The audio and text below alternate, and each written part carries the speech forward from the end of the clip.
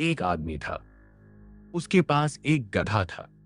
वो गधा हर दिन भारी सामान ढोता, मेहनत करता, थक जाता। लेकिन एक दिन उस आदमी को एक तरकीब सूझी। उसने एक गाजर ली, एक रस्सी से बांधी और गधे के आगे बस थोड़ा दूर लटका दी। गधे ने वो गाजर देखी और चलने लगा उसे पाने के लिए। लेकिन गाजर हमेशा उतनी ही दूर रही। जितना गधा आगे बढ़ता, गाजर भी उतना ही आगे खिसक जाती। गधा चलता रहा, दिन भर, हफ्ते भर, महीनों। उसे पूरा यकीन था, आज नहीं तो कल वो गाजर मिल ही जाएगी। लेकिन वो गाजर कभी नहीं मिली। अब एक सवाल, क्या तुम्हें यह कहानी थोड़ी जानी पहचानी लगी? सोचो अपनी जिंदगी के बारे में। मैक्स, हर महीने सोचते हो इस बार सैलरी बढ़ेगी तो सब ठीक हो जाएगा। सैलरी बढ़ती है, लेकिन जरूरतें भी बढ़ जाती हैं और तुम वहीं हो जहां थे। बस गाजर थोड़ी और दूर खिसक गई। 1997 में एक किताब आई, रिच डैड पुअर डैड, वाश। और इस किताब ने एक बात साफ कर दी, तुम्हारी प्रॉब्लम पैसा नहीं है। तुम्हारी प्रॉब्लम यह है कि तुम्हें कभी सिखाया ही नहीं गया पैसे को कैसे समझना है। आज इस वीडियो में तुम वो सीखोगे जो तुम्हारे स्कूल ने कभी नहीं सिखाया। और शायद आज के बाद तुम वो गधा नहीं रहोगे। रॉबर्ट कियोसाकी के दो पिता थे। एक उनके अपने पिता, पढ़े लिखे, पीएचडी थी उनके पास, एक कॉलेज में प्रोफेसर थे। दूसरे उनके दोस्त के पिता, ज्यादा पढ़े नहीं थे लेकिन बहुत बड़े बिजनेसमैन थे। रॉबर्ट पहले को कहते थे पुअर डैड और दूसरे को रिच डैड। जब रॉबर्ट सिर्फ 9 साल के थे, उन्होंने अपने पुअर डैड से पूछा, मुझे अमीर बनना है, क्या करूं? पुअर डैड ने एक पल सोचा और कहा, मुझे नहीं पता, जाओ अपने दोस्त के पापा से पूछो। और यहीं से शुरू होती है रॉबर्ट की सबसे बड़ी सीख। लेकिन उससे पहले एक बात समझो, दोनों पिता पूरी जिंदगी मेहनत करते रहे, लेकिन एक कर्ज में मरा, दूसरा हवाई के सबसे अमीर लोगों में से एक बन गया। फर्क क्या था? सोचने का तरीका। पुअर डैड कहते थे, पैसे का लालच ही सारी बुराइयों की जड़ है। रिच डैड कहते थे, पैसे की कमी ही सारी बुराइयों की जड़ है। पुअर डैड कहते थे, मैं ये अफोर्ड नहीं कर सकता। रिच डैड कहते थे, मैं यह अफोर्ड कैसे कर सकता हूं? रुको यार रुको। ये एक लाइन सुनने में छोटी लगती है, लेकिन यह तुम्हारी पूरी जिंदगी का डायरेक्शन तय करती है। जब तुम कहते हो मैं यह अफोर्ड नहीं कर सकता, तो तुम्हारा ब्रेन वहीं रुक जाता है। एक दरवाजा बंद हो जाता है, सोचना बंद हो जाता है। लेकिन जब तुम पूछते हो मैं ये अफोर्ड कैसे कर सकता हूं, तो तुम्हारा ब्रेन काम करना शुरू कर देता है, सॉल्यूशंस ढूंढने लगता है। इमेजिन करो, एक महंगी चीज देखी तुमने। पहला रिएक्शन, नहीं नहीं, ये मेरे बस की बात नहीं, बंद, खत्म, आगे कुछ नहीं। अब वही चीज देखो और सोचो, अगर मुझे ये चाहिए तो मैं इसे कैसे अफोर्ड कर सकता हूं? अचानक तुम्हारा दिमाग ऑप्शंस ढूंढने लगता है। शायद कोई एक्स्ट्रा काम, शायद कोई इन्वेस्टमेंट, शायद कोई नया स्किल। ये सिर्फ वर्ड्स का फर्क नहीं है, ये तुम्हारे ब्रेन को ऑन करने और ऑफ करने का स्विच है। और रॉबर्ट कहते हैं, यही पहला फर्क था रिच डैड और पुअर डैड के बीच। एक का ब्रेन हमेशा बंद था सवालों के लिए, दूसरे का ब्रेन हमेशा खुला था पॉसिबिलिटी के लिए।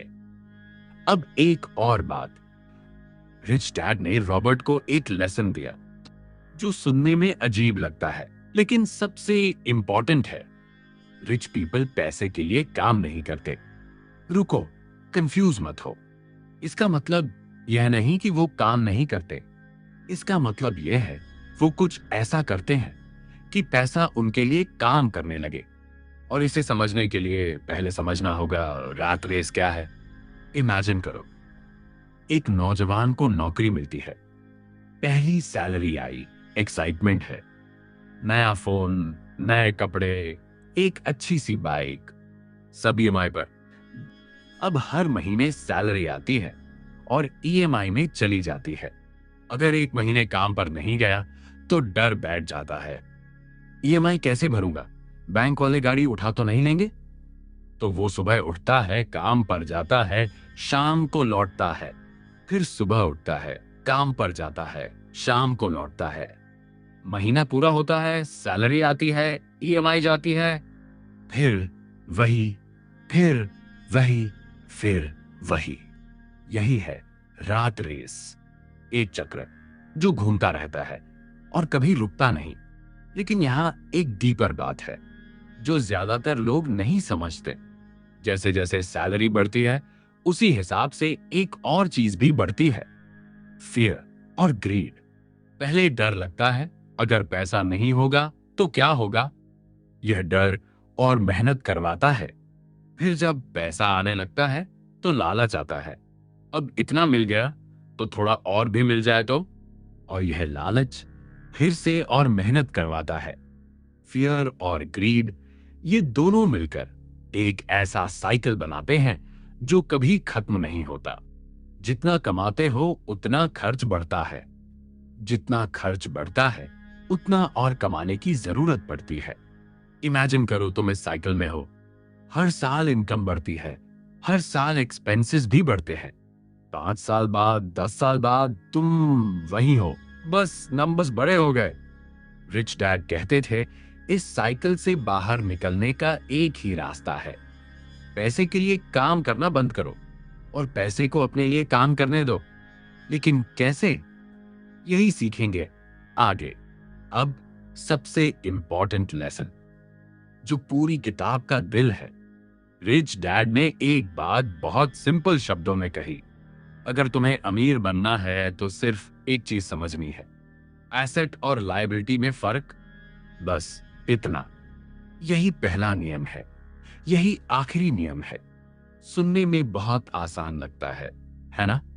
लेकिन यही वो जगह है जहां 90% लोग जिंदगी भर कंफ्यूज रहते हैं। तो चलो एक बार में समझ लो हमेशा के लिए।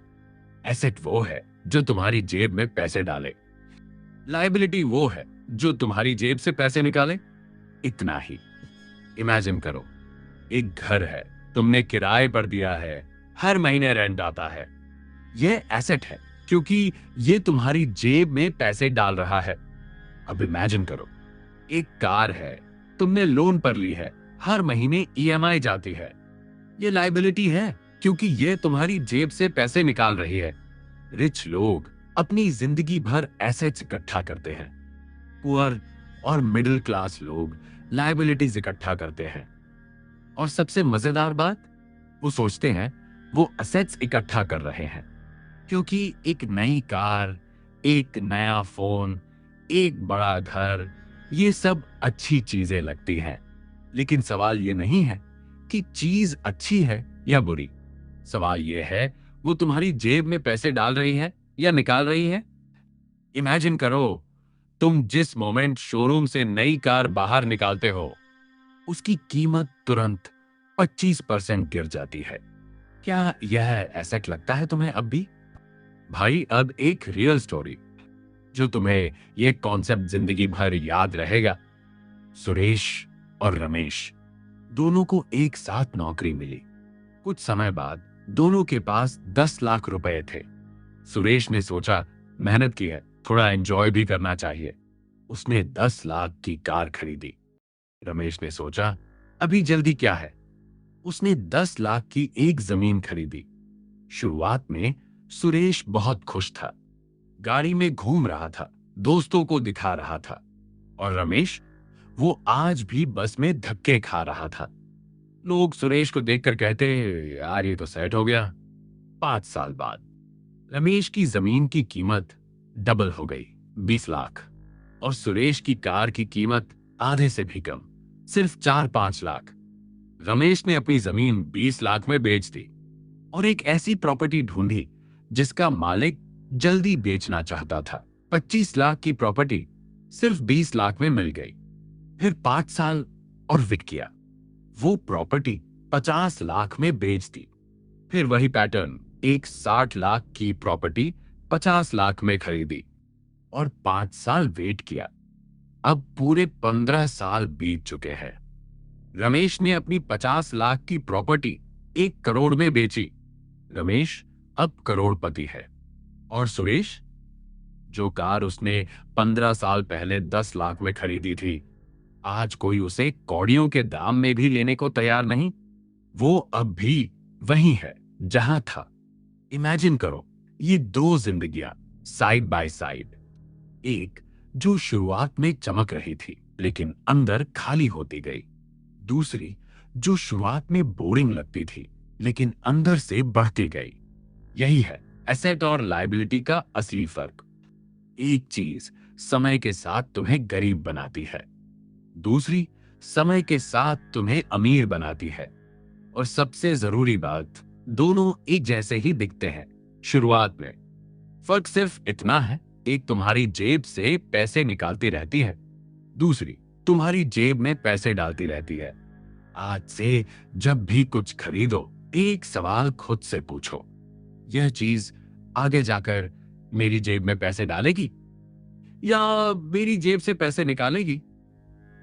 बस यह एक सवाल और तुम्हारी हर फाइनेंशियल डिसीजन बदल जाएगी। अब एक नई बात जो ज्यादातर लोग कभी सोचते ही नहीं, अपने काम से काम रखो। ये तुमने कई बार सुना होगा, लेकिन रिच डैड का मतलब कुछ अलग था। इसका मतलब यह नहीं चुपचाप अपनी नौकरी करो और किसी की तरफ मत देखो। इसका मतलब है अपनी नौकरी करते हुए अपना खुद का बिजनेस भी बनाओ। लेकिन यहां एक कंफ्यूजन है। बिजनेस सुनकर लगता है दुकान खोलनी पड़ेगी, बड़ा इन्वेस्टमेंट चाहिए। लेकिन रुको, रिच डैड का बिजनेस मतलब एसेट्स का कॉलम। और इसे समझने के लिए एक कहानी। मैकडॉनल्ड्स के फाउंडर रे क्रॉक एक बार एक एमबीए क्लास में लेक्चर दे रहे थे। स्पीच खत्म हुई, स्टूडेंट्स बहुत प्रभावित हुए। बाद में कुछ स्टूडेंट्स उनके साथ बैठे। रे ने अचानक पूछा, क्या तुम्हें पता है मेरा बिजनेस क्या है? सबने एक ही जवाब दिया, बर्गर सर, आप बर्गर्स बेचते हैं। रे मुस्कुराया और बोला, नहीं, मेरा बिजनेस रियल एस्टेट है। स्टूडेंट्स कंफ्यूज हो गए। रे ने एक्सप्लेन किया, जब भी कोई मैकडॉनल्ड्स की फ्रेंचाइज लेता है, उसे सिर्फ ब्रांड नहीं मिलता, उसे वो जमीन भी खरीदनी पड़ती है जिस पर आउटलेट बनेगा। और वो जमीन मैकडॉनल्ड्स कंपनी की होती है।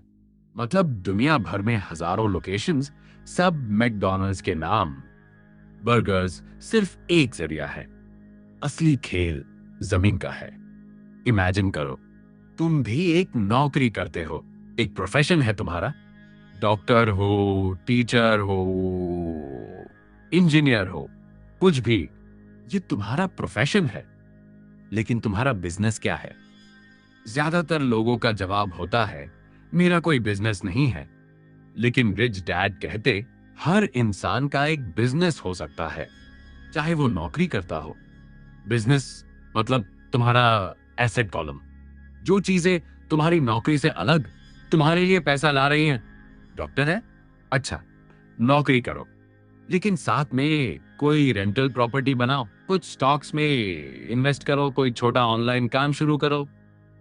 यह तुम्हारा बिजनेस है। नौकरी छोड़ने की जरूरत नहीं, लेकिन नौकरी के साथ अपने एसेट कॉलम को बढ़ाते रहो और लायबिलिटी कॉलम को कम करते रहो। यही है अपने काम से काम रखो का असली मतलब। भाई, अब एक और बहुत पावरफुल पॉइंट सुनो, जो लोगों की पूरी जिंदगी का सबसे बड़ा फाइनेंशियल ट्रैप बन जाता है, घर। ज्यादातर लोग सोचते हैं, मेरा घर मेरी सबसे बड़ी संपत्ति है, मेरा सबसे बड़ा एसेट है। रिच डैड कहते, रुको, दोबारा सोचो, घर एसेट है या लायबिलिटी? ये डिपेंड करता है एक चीज पर, क्या वो तुम्हारी जेब में पैसे डाल रहा है या निकाल रहा है? इमेजिन करो, तुमने एक घर लिया खुद रहने के लिए, लोन पर। हर महीने ईएमआई जाती है, प्रॉपर्टी टैक्स जाता है, मेंटेनेंस का खर्चा, रिपेयर्स का खर्चा, यह सब तुम्हारी जेब से पैसे निकाल रहा है लगातार, हर महीने। अब इसकी जगह एक दूसरी सिचुएशन इमेजिन करो, तुमने वो ही पैसा एक ऐसी प्रॉपर्टी में लगाया जिसे तुमने रेंट पर दिया। हर महीने रेंट आ रहा है जो ईएमआई को कवर कर रहा है और कुछ बचत भी हो रही है। ये तुम्हारी जेब में पैसे डाल रहा है दोनों प्रॉपर्टी है, दोनों दिखने में सेम है, लेकिन एक तुम्हें गरीब बना रही है, दूसरी तुम्हें अमीर बना रही है। अब एक रियल एग्जांपल। रॉबर्ट की पत्नी के पेरेंट्स बड़े घर में शिफ्ट हुए। उन्हें लगा यह सबसे अच्छा डिसीजन है, एक बड़ा घर मतलब बड़ा एसेट। लेकिन जब उन्हें प्रॉपर्टी टैक्स का बिल आया, $1000 पर मंथ, और वो रिटायर्ड थे, उनका पूरा रिटायरमेंट बजट सिर्फ इस एक घर से हिल गया। वो घर जिसे वो अपना सबसे बड़ा एसेट मानते थे, एक्चुअली हर महीने उनकी जेब से पैसे निकाल रहा था। अब समझो असली समस्या कहाँ है। ज्यादातर लोग अपनी पूरी सेविंग्स एक बड़े घर में लगा देते हैं और फिर उनके पास इन्वेस्टमेंट के लिए कुछ बचता ही नहीं। उनका सारा पैसा एक ऐसी चीज में लॉक्ड है जो हर महीने उनसे पैसे मांगती है। EMI, tax, maintenance, repairs. और इसीलिए वो कभी नौकरी छोड़ने का रिस्क नहीं ले सकते, क्योंकि अगर सैलरी बंद हुई तो EMI कैसे जाएगी।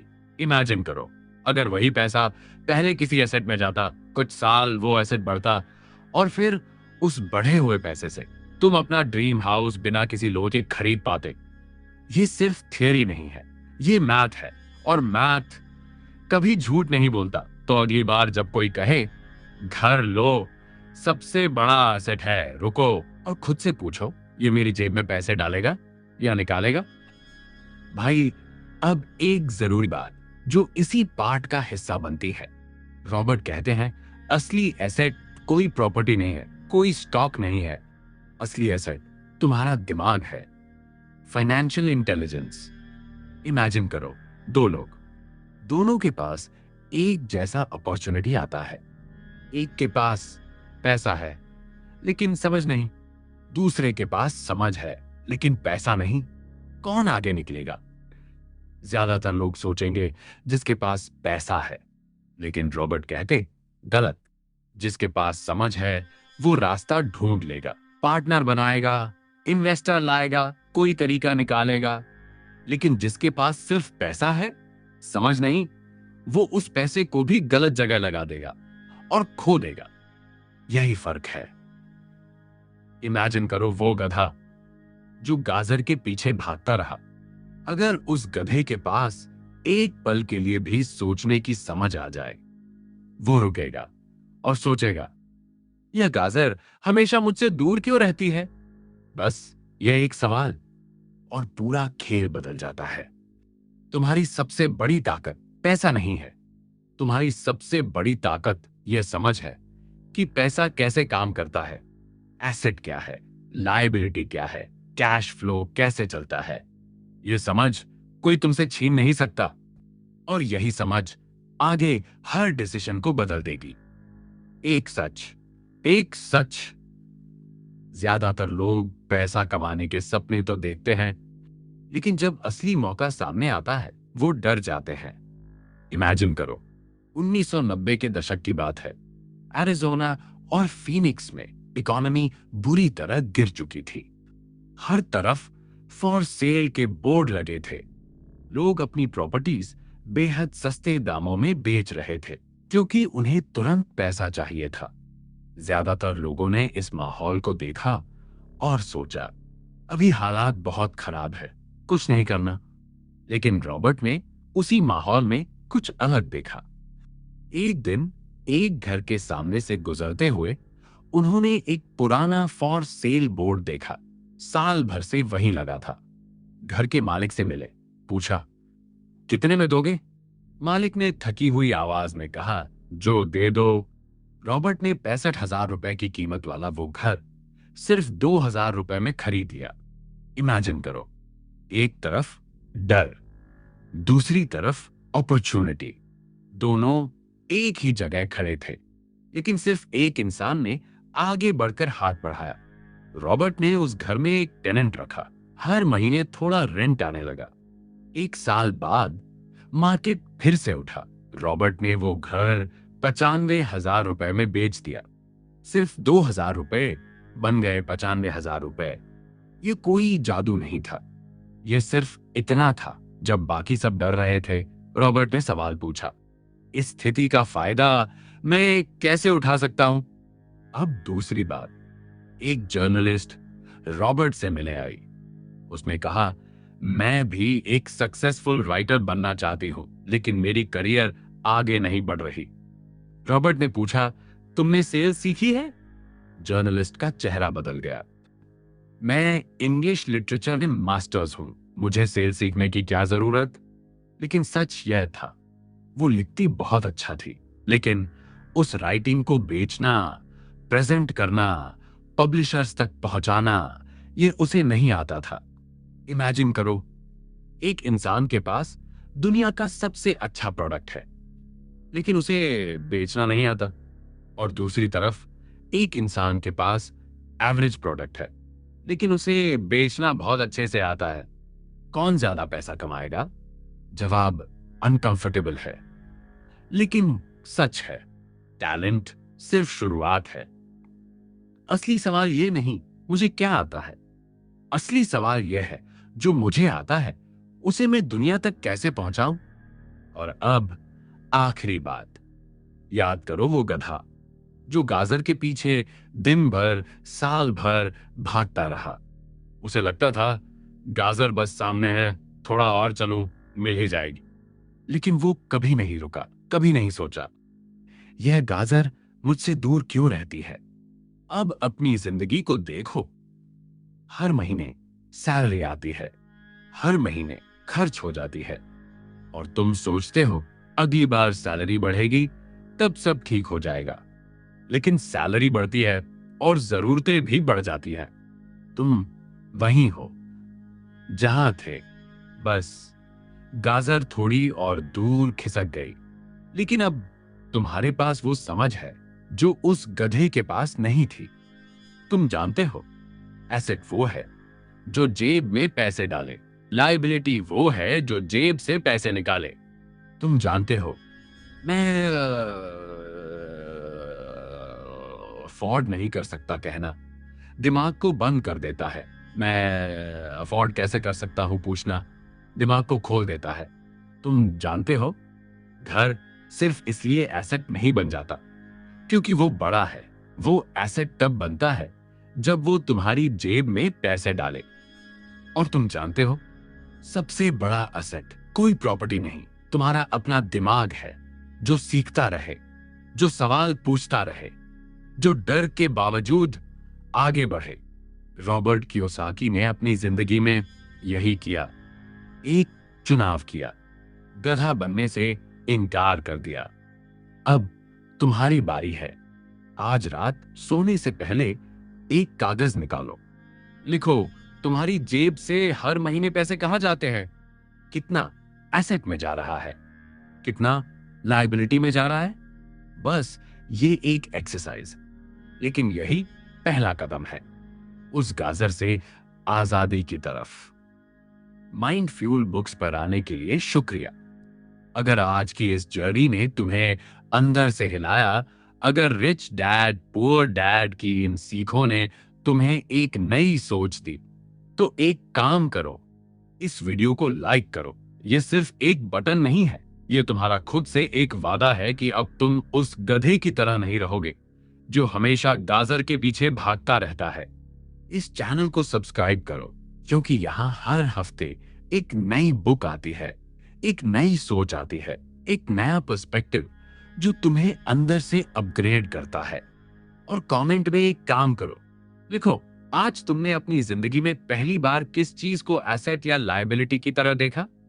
लिखो, क्योंकि जो तुम लिखते हो वो तुम्हारे दिमाग में सेटल हो जाता है, और जो सेटल हो जाता है वो एक्शन बन जाता है। और हाँ, एक बात और, तुम्हारी अगली जर्नी किस डायरेक्शन में हो, माइंडसेट, हैबिट्स, रिलेशनशिप्स, कोई स्पेसिफिक बुक जो तुम सुनना चाहते हो, कमेंट में बताओ, क्योंकि ये चैनल तुम्हारे लिए है। अगली बुक तुम्हारी जरूरत के हिसाब से होनी चाहिए। और अगर तुम्हारी लाइफ में कोई ऐसा इंसान है, दोस्त, भाई, कोई भी, जो हर महीने मेहनत तो करता है लेकिन जेब फिर भी खाली रहती है, यह वीडियो उसे भेजो, क्योंकि कभी कभी सही वक्त पर सही बात किसी की पूरी जिंदगी बदल देती है। माइंड फ्यूल बुक्स, हर बुक, हर हफ्ते, सिर्फ तुम्हारे लिए।